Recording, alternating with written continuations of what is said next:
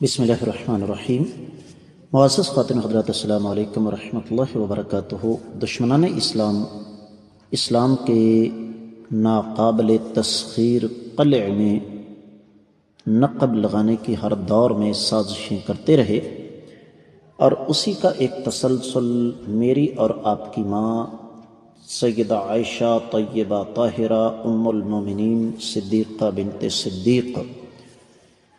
انسانی تاریخ کی سب سے بڑی عالمہ، محدثہ، مفسرہ اور فقیہہ، کائنات کے امام صلی اللہ علیہ وسلم کی سب سے محبوب بیوی پر بہتان لگانا بھی ہے۔ یہی ہمارے آج کے قرآن مجید کے سبق کا موضوع ہے کہ سیدہ عائشہ رضی اللہ تعالی عنہا پر بہتان کا اصل مقصد کیا تھا۔ معمول کے مطابق سب سے پہلے آیت مبارکہ کی تلاوت کریں گے۔ اعوذ باللہ السمیع العلیم من الشیطان الرجیم۔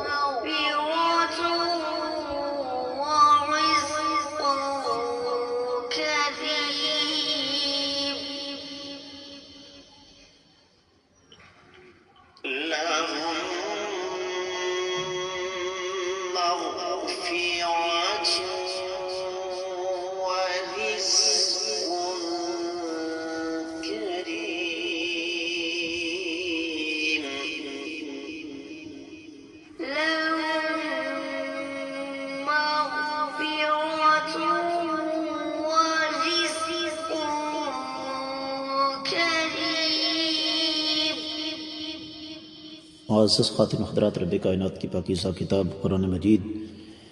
پارہ ہے 18واں، سورہ مبارکہ کا نام النور، آیت مبارکہ ہے 26ویں۔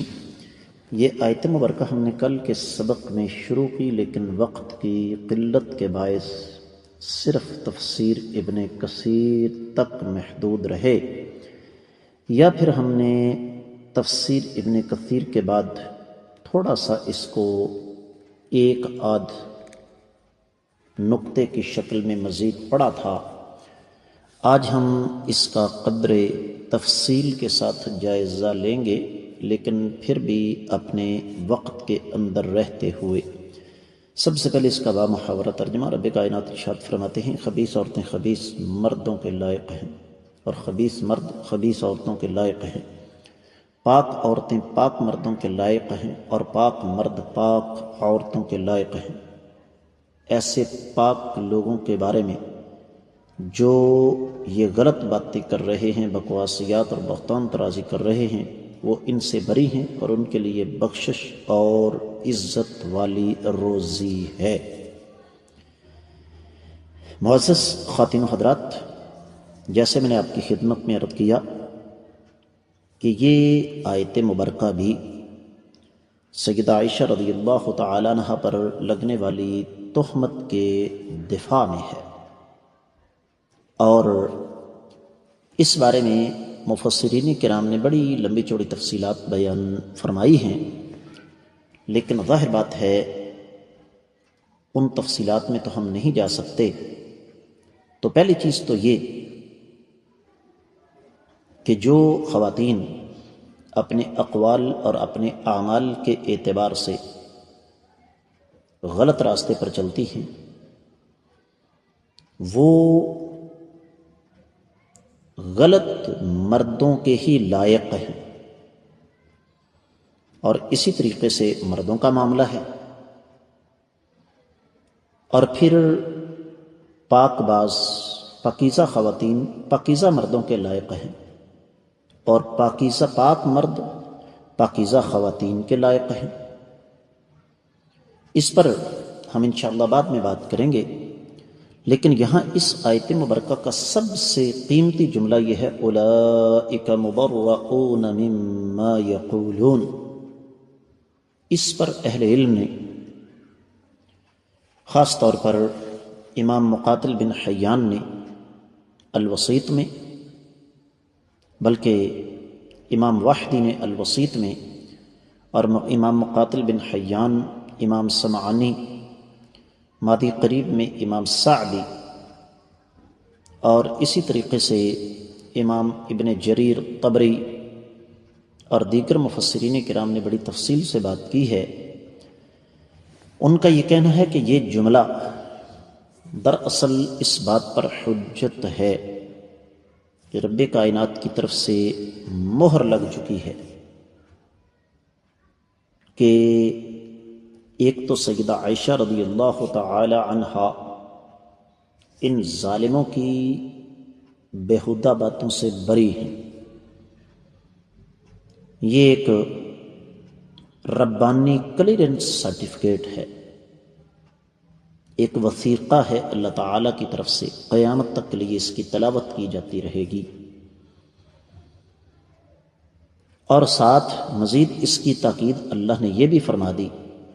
کہ لہم مغفرۃ ورزق کریم۔ تم لوگ مومنوں کی ماں پر تہمت لگانے کی ناپاک جسارت کرتے ہو، یہ تمہاری گندی اور بیہودہ زبانیں ہیں، اور دوسری طرف اللہ ملک الاعلی مربد الجلال والاکرام ہے جو عرش پر سے ان عظیم خاتون کے لیے خوشخبری سنا رہے ہیں، اور وہ خوشخبری دو حصوں پر مشتمل ہے، ایک مغفرت اور ایک رزق کریم۔ معزز خواتین و حضرات، یہ بڑا قیمتی نقطہ ہے۔ اصل بات یہ ہے کہ ان ظالموں کا ہدف دراصل نبوت کی پاکیزہ چادر ہے، اس لیے کہ اگر سیدہ عائشہ رضی اللہ تعالی عنہا پر یہ ظالم بہتان نہ لگائیں تو پھر نبوت داغدار کیسے ہو؟ اور یہی ان ظالموں کا ہدف ہے کہ نبوت کا معاملہ مشکوک کر دیا جائے، لوگوں کے سامنے یہ بات ظاہر کر دی جائے کہ نعوذ باللہ نعوذ باللہ نعوذ باللہ، نقل کفر نہ باشد، کہ چونکہ کائنات کے امام صلی اللہ علیہ وآلہ وسلم نے زوجیت کے لیے صحیح انتخاب نہیں کیا، لہذا وہ جو کچھ بدبختوں کا عقیدہ ہے نعوذ باللہ، وہ کہتے ہیں جی جبریل امین نے خیانت کی ہے، نبوت فلاں پر نبوت سیدنا فلاں پر لے کر آنی تھی اور لے کر نبی علیہ الصلوۃ والسلام پر آ گئے۔ تو یاد رکھیے ظالموں کا اصل ہدف سیدہ عائشہ رضی اللہ تعالی عنہا نہیں ہے، بلکہ اصل ہدف نبوت ہے۔ میں نے اسی وجہ سے آپ کو بتایا کہ اس آیت مبارکہ کا ایک موضوع یہ بھی ہے کہ سیدہ عائشہ رضی اللہ تعالی عنہا پر بہتان کا اصل مقصد کیا ہے۔ تو یہ کوئی چھوٹا سا مسئلہ نہیں ہے، لہذا اس پر ہمیں من حیث الامہ غور کرنا چاہیے کہ اللہ ملک العلم رب الجلال والاکرام کو چونکہ پتہ تھا کہ یہ کام ہوگا، اس وجہ سے رب کائنات نے آج سے 1500 سال پہلے ہی ہمیں متنبع فرما دیا، خبردار کر دیا۔ اس کے ساتھ ساتھ جو خصوصی بات میں آپ کو سمجھانا چاہوں گا، بعض لوگ اپنے بچوں کی شادیاں غلط جگہ پہ کر کے تو کہتے ہیں جی یہ اللہ کا فیصلہ تھا، رب کائنات نے تو تمہیں یہ نہیں کہا کہ دین کو نظر انداز کر کے شادیاں کرو، دین تو ہمیں یہی کہتا ہے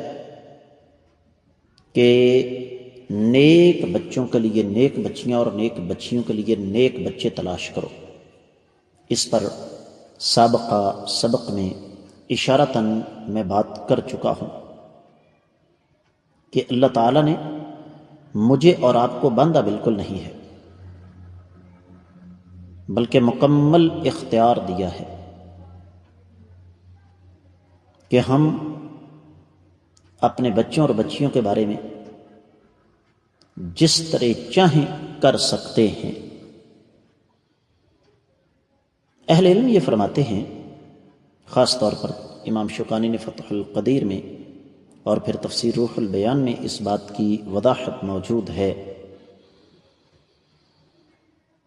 کہ رب کائنات نے دراصل اس آیت مبارکہ کے ذریعے اختتام فرمایا اس داستان کا جس میں رب کائنات نے سیدہ عائشہ رضی اللہ تعالیٰ عنہ پر لگنے والی تہمت کو بے مثال انداز میں غلط قرار دے دیا۔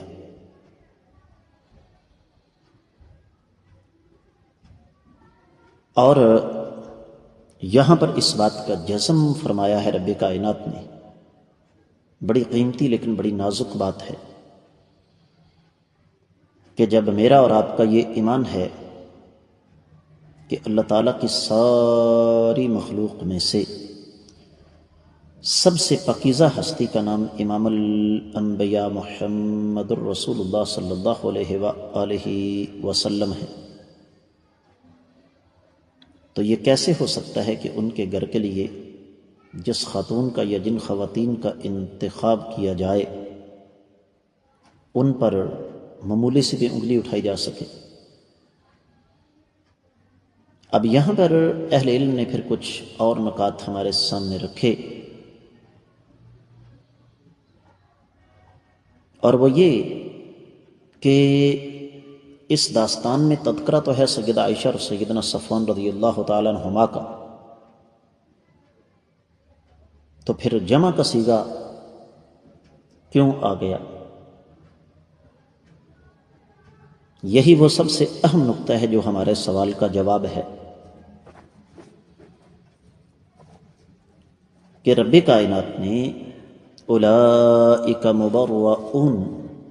یہ لفظ جمع استعمال کیا تو بتا دیا کہ اہل بیت سارے کے سارے ان ظالموں کی باتوں سے بری ہیں، اور ان کے لیے اللہ ملک العلم رب الجلال والاکرام کی طرف سے اس بات کی شہادت ہے کہ نہ صرف یہ کہ وہ بری ہیں بلکہ ان کے لیے اللہ تعالیٰ کے ہاں مغفرت بھی ہے اور رزق کریم بھی ہے۔ امام قرطبی رحمہ اللہ نے اپنی تفسیر میں ایک بڑی قیمتی بات لکھی ہے، کہتے ہیں کہ یوسف علیہ السلام پر جب بہتان لگا تو اللہ نے بچے سے گواہی دلائی، سیدہ مریم پر بہتان لگا تو اللہ نے سیدنا عیسیٰ سے گواہی دلائی، لیکن سیدہ عائشہ کی عظمت دیکھیں کہ رب کائنات نے ان کی برات کا اعلان عرش پر سے خود کیا، اللہ تعالیٰ لعنتیوں کو برباد کرے، ظالموں کو برباد کرے۔ آج کے سبق سے اجازت دیجیے۔ السلام علیکم ورحمۃ اللہ وبرکاتہ۔